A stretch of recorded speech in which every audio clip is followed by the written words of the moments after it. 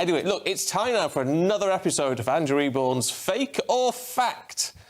What are we going to be talking about this week, Andrew? Oh, it's always a thrill. And what I love is that every single day there are all sorts of stories, and we've got to determine, we're not quite sure what's real and what's not real. Oh. We're living in a diseased information world.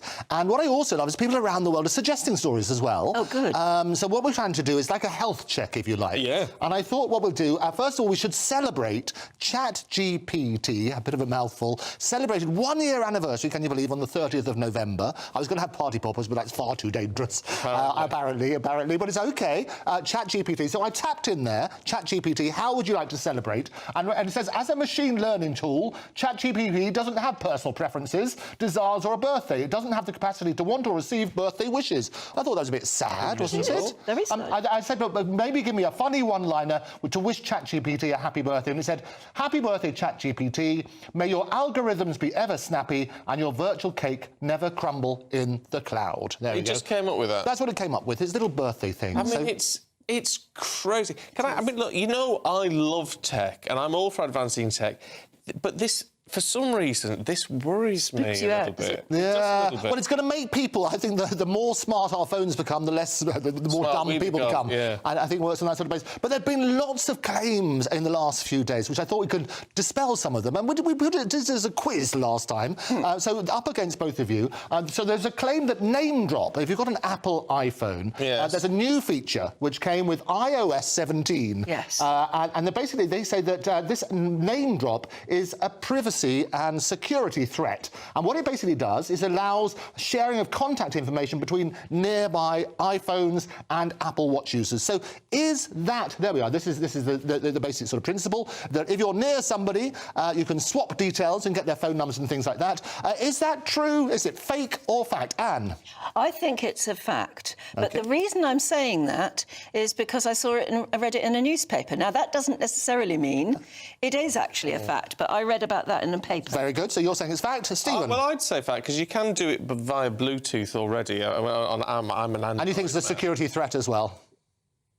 I wouldn't say how it's a security threat, because you've got to send it to someone. So you're fake and you're fact? You've both got to have the app, haven't you? Yeah, well, no, it's not an app. It's already, as long as you've got one of these, an iPhone. Oh.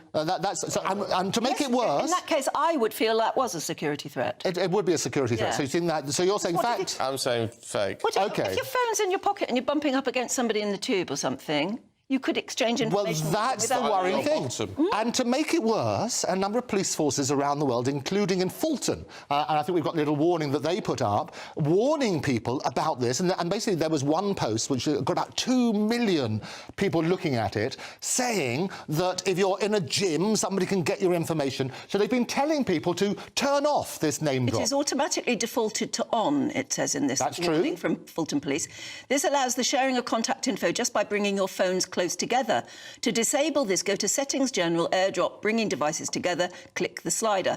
This could be a safety and privacy issue you'd want to check. There you go. So that's Fulton, which is interesting. That's where Trump has been. That's exactly where Trump is being. So the interesting thing is, you're saying it's true, you're saying, and you're saying it's false. I can tell you that, Anne, you are absolutely wrong, because it is in fact a false claim. It's not a privacy concern, because there are a number of steps you have to take. Firstly, you have to both be connected to the iCloud. Yeah. Also, you have to be within centimetres of each other to swap it, and you also have to accept. Both parties have to click a button. So from that point of view, it is 1 point to Stephen. There you go. That's 1 point in. Thank you. Well done. Hurrah. Notice from Fulton Police Department. Isn't that worrying? Well, so that was a true notice. Because they said it's the thing is defaulted to on. It is defaulted to on. You can switch it off, and that's the way that you do it. You can have a look at, basically, if you go to General and then AirDrop and then you disable NameDrop, you look at those relevant tags and things like that. But you mentioned about Fulton, because that is, of course, the home of our poster boy for fake or fact, which is Trump. And we've got the glorious picture of him. You might remember he was the first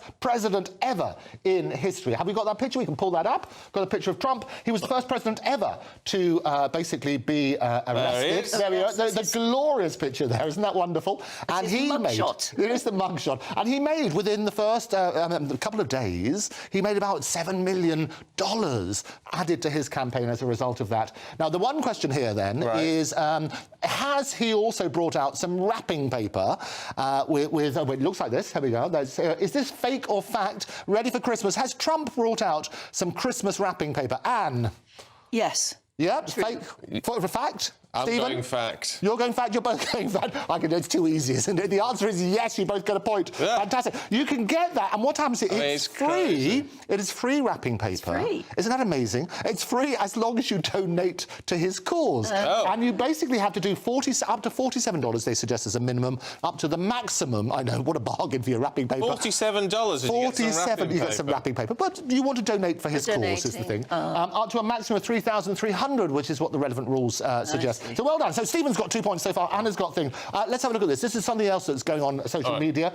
Typing in the @ symbol in Facebook comment and clicking highlight reveals page watchers. So all the people out there on Facebook would have got this message a few times. So you type in the @ symbol in the comments and then click on highlight to see who's always checking your profile. Is that fake or fact? I'd go fake on that Fake. one. Anne? I don't know anything about Facebook at all. No, I don't, but... So I'll go fact. You'll go fact, OK? It's like... I think that's... Well, what I can tell you that Stephen's absolutely right again. It is fake. And what happens is it's basically people want to clickbait and people are just spreading this misinformation. But you see this all the time on Facebook. I know you don't do some social media. Understand. I don't. But you're much better not to sometimes because there's so much disinformation there. So that is, in fact, false as well. So you can have a look at that sort of stuff. Right. Here's an interesting one. Scientists, this is something else which has appeared all over the place, millions upon millions of views, strangely, this week. Scientists have genetically modified cats to glow in the dark. Cats to glow in the dark. Here they are, glowing in the dark. Is that fake or fact? What, real cats? Real cats. They're genetically modified. They've genetically modified them. That is possible because there's some, frogs got the same sort of genetic... Very good. I know they've played around with the glow effect in other species. Yes. Frogs or... And some of it might be natural, yes, that's certainly true. Or silk moths or something like that. So I'd suggest it was true. You suggest it true, Stephen? I want to say true, but I don't think it is. You don't think so? You're going to say false? So I can tell you that Anne is absolutely right. It is true. But it wasn't just a funny little experiment. What happened is they were trying to do it for this feline immunodeficiency virus, which is the feline equivalent of AIDS, HIV. Absolutely. And the reason they do it, scientists do this, is a common strategy. It's basically to identify the relevant genes. So they say that if it glows, it shows, and they can track the relevant genes. And what happens, these cats do glow. It's like a relevant effect. And Anne's absolutely right. There are at least 125 mammals and also things like scorpions and spiders and frogs, all of whom glow in the dark. So it works on that sort of basis. Glowing spider. Glowing spider's a bit worrying. Here's an interesting video, and I'll tell you what's interesting, is that I get sent all sorts of things as a result of doing this fact or fake on GB News, and lots of people are suggesting stories. So there was a video which has gone viral, and this is the video. Perhaps we can describe this. This is a video of me, apparently. And it says, Andrew Eborn, my esteemed colleague at the Magic Circle, frequently shares his insights on GB News regarding the boundless possibilities of AI. Andrew, is this mere illusion? Is this fake or is it tech magic? There you go. So that was a video. Did it look like me? Do you reckon that looked It didn't look like you at all. This is what they're going to say. I can tell you fake or fact. Can we play it again? We can play it again. Here we go. Have a look at this. So is it illusion or is it an AI... We might be able to... We're working them hard in the box. They work so hard in the box. Here we go. This is the one. This is me looking as a bit down and out, isn't it? It looks wonderful. Here we are. There's a little thing. We're plucking something from an iPhone. There we go. I've got Andrew Eborn fact. What do you reckon? There you go. That is a fact. That is a proper magic trick. You think that's a proper magic trick? Yeah. That's a pretty good one. So do you think that's me? It's not... No, well, it's not you. That was the idea. They've face swapped it. It's a magician called. Face swapped. They face swapped. They put my face, albeit look anything like not my. It doesn't look anything. I thought it was about whether he was actually doing the trick. Oh, we did. Well, the trick was good, wasn't it? So a chap called David Penn is the magician, who's a fellow colleague at the Magic Circle. Does that sort of look like me? No, it doesn't look And you can tell. The reason you can tell it's AI, if you have a look at the apart from me looking very stubbly and a bit down and out, that's basically it. So yes, you're both right. I'll give you both a point for one of those sort of things. Underwhelmed by that one. Well, there you go. Well, good effort, though. Good effort. Thank you. Do send them in, because we love these sort of suggestions as well, which is interesting. OK, here's another one then. A headline which was shared online in the last few days claims that American stores attract more business. It's a horrible thing, this, if they're labelled as racist. And this was the thing that went all over the place. Yelp is the relevant search engine. And I think we've got an image of this as well. There it is. Disturbing new statistics show that American stores receive more business after they've been labelled as racist by Yelp. No, that's got to be fake. That's got to be fake. For the love of God, let that be fake. Anne, what do you reckon? Well, I feel exactly the same, but I've got this nasty suspicion it might be true. So you think it's true? Because it gives certain stores, I don't know. You know, if you want to draw a crowd, start a fight. Yeah. That's what we used to say. No such thing as bad publicity. That's what they say. And it was shared zillions and zillions of times.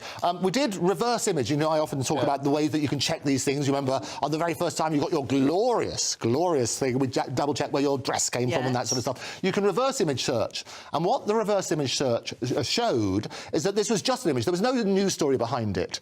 So the likelihood is it is, in fact, fake and working on that sort of basis. But they're working on... It's all about clickbait and the reasons that people do that. So I'm pleased to say it is fake and people shouldn't post racist things to draw a crowd or otherwise. No, thank you for that. We've got just time for one little fun one very fact. quick one to finish on then. 1 day on Venus is longer than a year on Venus.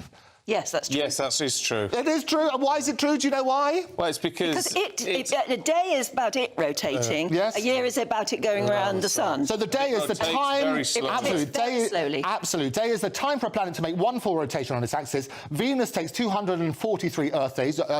We basically take 1 day. But a year, Venus is basically the time to orbit the sun. That's right. And Venus takes 225 Earth days. 225 Earth days is less than 243 Earth days. And therefore, you are right. Final score then. Anne got 4 points. Stephen, you got 5. You are this week's winner. Hey! Done, yeah. There you go. It shows what geeks we are. We got that one, the astronomy one right, didn't we? Andrew, a joy, as always. Thank you very much indeed. You. Saturday Morning Live with Ellie and Peter is up next. But